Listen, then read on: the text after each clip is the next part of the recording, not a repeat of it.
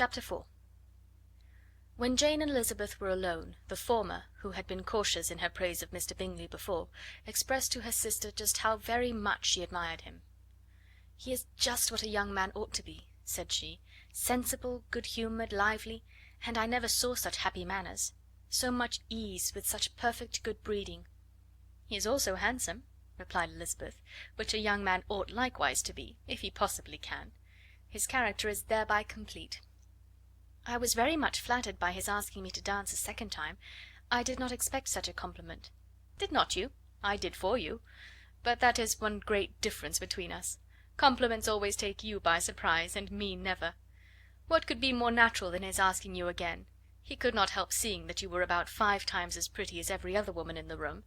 No thanks to his gallantry for that. Well, he certainly is very agreeable, and I give you leave to like him. You have liked many a stupider person." "Dear Lizzie!" "Oh, you are a great deal too apt, you know, to like people in general. You never see a fault in anybody. All the world are good and agreeable in your eyes. I never heard you speak ill of a human being in your life." "I would not wish to be hasty in censuring any one, but I always speak what I think." "I know you do, and it is that which makes the wonder. With your good sense, to be so honestly blind to the follies and nonsense of others. Affectation of candour is common enough, one meets with it everywhere, but to be candid without ostentation or design, to take the good of everybody's character and make it still better, and say nothing of the bad, belongs to you alone. And so you like this man's sisters too, do you? Their manners are not equal to his." "Certainly not, at first, but they are very pleasing women when you converse with them. Miss Bingley is to live with her brother and keep his house, and I am much mistaken if we shall not find a very charming neighbour in her." Elizabeth listened in silence, but was not convinced.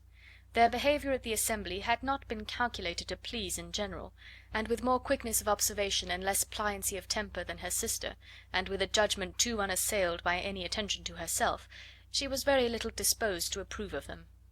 They were, in fact, very fine ladies, not deficient in good humour when they were pleased, nor in the power of making themselves agreeable when they chose it, but proud and conceited.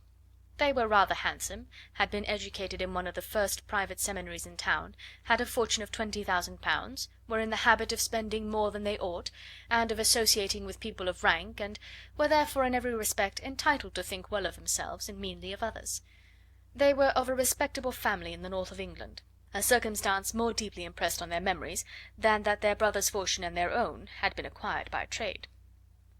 Mr. Bingley inherited property to the amount of nearly £100,000 from his father, who had intended to purchase an estate, but did not live to do it. Mr. Bingley intended it likewise, and sometimes made choice of his county, but as he was now provided with a good house and the liberty of a manor, it was doubtful to many of those who best knew the easiness of his temper whether he might not spend the remainder of his days at Netherfield, and leave the next generation to purchase. His sisters were anxious for his having an estate of his own, but though he was now only established as a tenant, Miss Bingley was by no means unwilling to preside at his table, nor was Mrs. Hurst, who had married a man of more fashion than fortune, less disposed to consider his house as her home when it suited her. Mr. Bingley had not been of age 2 years when he was tempted by an accidental recommendation to look at Netherfield House.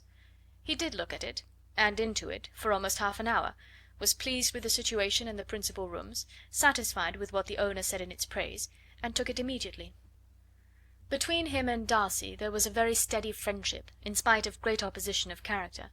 Bingley was endeared to Darcy by the easiness, openness, and ductility of his temper, though no disposition could offer a greater contrast to his own, and though with his own he never appeared dissatisfied. On the strength of Darcy's regard Bingley had the firmest reliance, and of his judgment the highest opinion. In understanding Darcy was the superior. Bingley was by no means deficient, but Darcy was clever. He was at the same time haughty, reserved, and fastidious, and his manners, though well bred, were not inviting. In that respect his friend had greatly the advantage. Bingley was sure of being liked wherever he appeared. Darcy was continually giving offence.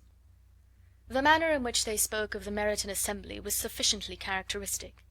Bingley had never met with more pleasant people or prettier girls in his life. Everybody had been most kind and attentive to him, there had been no formality, no stiffness, he had soon felt acquainted with all the room, and as to Miss Bennet, he could not conceive an angel more beautiful. Darcy, on the contrary, had seen a collection of people in whom there was little beauty and no fashion, for none of whom he had felt the smallest interest, and from none received either attention or pleasure. Miss Bennet he acknowledged to be pretty, but she smiled too much. Mrs. Hurst and her sister allowed it to be so, but still they admired her and liked her, and pronounced her to be a sweet girl, and one whom they would not object to know more of. Miss Bennet was therefore established as a sweet girl, and their brother felt authorized by such commendation to think of her as he chose.